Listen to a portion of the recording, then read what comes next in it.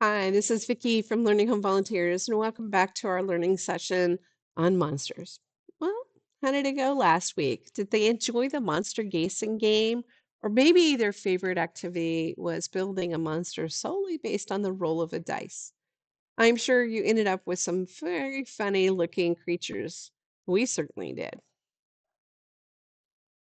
Well, our first activity for this week is activity number 9, Monster Jello. And in your box, you're going to find a box of Jello mix and a Ziploc bag numbered 9 filled with eyes and other candy items. I would suggest mixing the Jello as prescribed on the instructions of the box.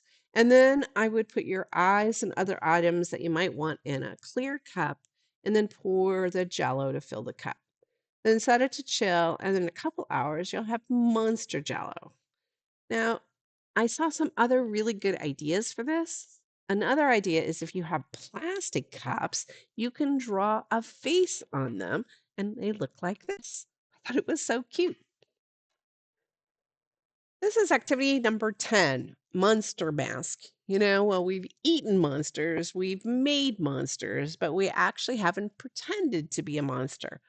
And it helps to imagine yourself as a monster if we have a costume. So we thought you could make a monster mask. And in your box, you're going to find a bag marked number 10, which contains a half of a paper plate with 2 holes punched on either side.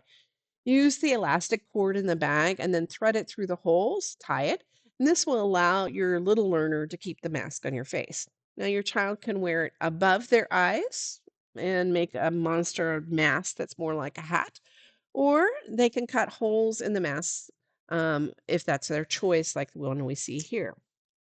The bag also has some materials to decorate your monster, including paper, Fruit Loops, but feel free to use the paint or the markers. We would love to see your child in their mask, because how cute would that be? This is activity number 11, color changing monsters.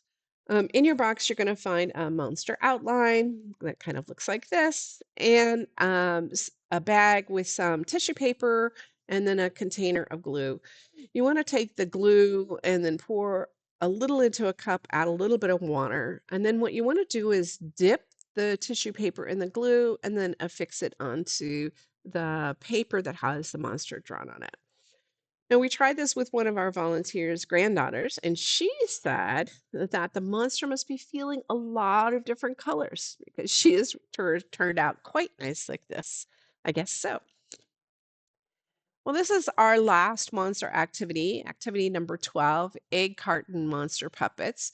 And this time we're going to make monster finger puppets. Now, we've included in the bag 2 egg carton pointy pieces and some materials to decorate them. If you need hair, you could poke a hole at the top and then thread a pipe cleaner through, or yarn or rubber bands through there. Obviously, you can use your crayons or markers or paint to decorate the 2 puppets.